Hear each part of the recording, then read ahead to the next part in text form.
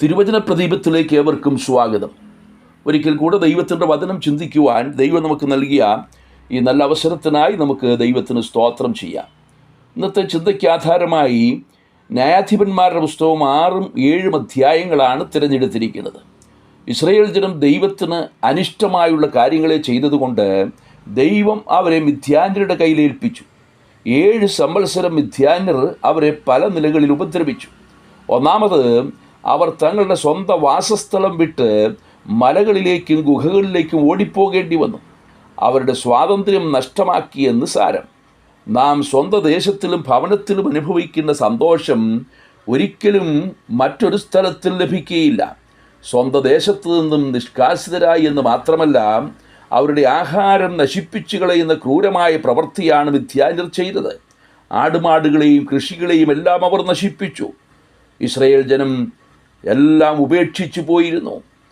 അവർ ക്ഷയിച്ചു പോയി എന്നാണ് നാം വായിക്കുന്നത്.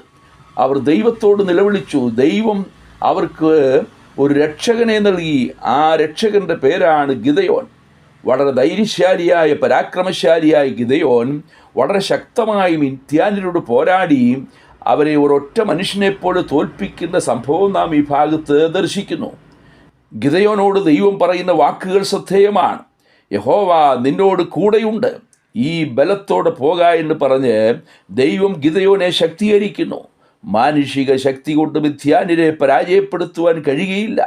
വളരെ ചെറിയ ഒരു കൂട്ടം ആളുകളെ കൊണ്ടാണ് വലിയ വിജയം വരിച്ചത്.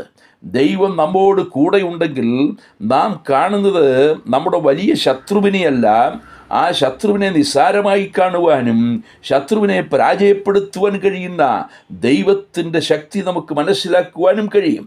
30,000 പേർ യുദ്ധത്തിനായി മുമ്പോട്ട് വന്നെങ്കിലും യഹോവ ഗിദെയോനോട് അറിയിച്ച പ്രകാരം ഭയമുള്ളവർ മടങ്ങിപ്പൊയ്ക്കൊള്ളുവാൻ അനുവാദം നൽകി. 20,000 പേരാണ് മടങ്ങിപ്പോയത്. ബാക്കി 10,000 പേർ ശേഷിച്ചു. ഇത്രയും പേരും അധികമാകുന്നു. തങ്ങളുടെ കൈയാണ് ഇസ്രായേലിനെ മിദ്യാന്യരുടെ കയ്യിൽ നിന്നും രക്ഷിച്ചത് എന്ന് വമ്പ് പറയാതിരിക്കാൻ ജനത്തെ വെള്ളത്തിനരികിലേക്ക് നടത്തി. അവിടെ നക്കി കുടിച്ചവരായ 300 പേരെ മാത്രം വേർതിരിക്കുകയും ബാക്കിയുള്ളവരെ ഒഴിവാക്കുകയും ചെയ്തു. സൈന്യത്താലുമല്ല, ശക്തിയാലുമല്ല, യഹോവയാൽ തന്നെ ഈ വിജയം സംഭവിച്ചു എന്ന് വരത്തക്ക നിലയിൽ മിദ്യാന്യരുടെ മേൽ വലിയ വിജയം കൈവരിച്ചു. ദൈവത്തിന് മഹത്വം കൊടുക്കുക എന്നതായിരുന്നു ദൈവത്തിൻ്റെ ഹിതം. അപ്രകാരം തന്നെ സംഭവിച്ചു. 300 പേരുടെ കയ്യിൽ കരുതിയ കുടവും അതിൽ മറച്ചു വച്ചിരുന്ന പന്തവും കാഹളവും മാത്രമായിരുന്നു അവരുടെ ആയുധം. ഒരൊറ്റ വാൾ പോലും പ്രയോഗിക്കാതെ മിദ്യാന്യരെ തോൽപ്പിച്ച ദൈവത്തിൻ്റെ പ്രവൃത്തി എത്ര ശ്രേഷ്ഠം! മിഥ്യാൻ എന്ന വാക്കിന് മത്സരം എന്നാണ് അർത്ഥം. മത്സരം ആഭിചാരം പോലെയും ശാഠ്യം മിഥ്യാപൂജയും വിഗ്രഹാരാധനയും പോലെ ആകുന്നുവെന്ന് ശമൂവേൽ പ്രവാചകൻ ശൗലിനോട് പറയുന്ന വാക്കുകൾ ശ്രദ്ധേയമാണ്. ഇന്ന് സഭകളിലും സമൂഹങ്ങളിലുമൊക്കെ നാം കാണുന്നത് മത്സരമനോഭാവമാണ്. ദൈവത്തോട് മത്സരിക്കുന്നവർ, ദൈവജനത്തോട് മത്സരിക്കുന്നവർ, അധികാരത്തിനും സ്ഥാനമാനങ്ങൾക്കും വേണ്ടി മത്സരിക്കുന്നവർ, അവരെല്ലാം മിഥ്യാൻ്റെ പിന്തുടർച്ചക്കാരാണെന്ന യാഥാർത്ഥ്യം മറന്നുപോകരുത്. എന്നാൽ ദൈവഹിതത്തിനെതിരായി മത്സരിക്കുന്നവരും ഒടുവിൽ തമ്മിൽ തല്ലി നശിക്കുന്ന കാഴ്ചയാണത് നാം മിദ്യാന്യരിൽ കാണുന്നത്.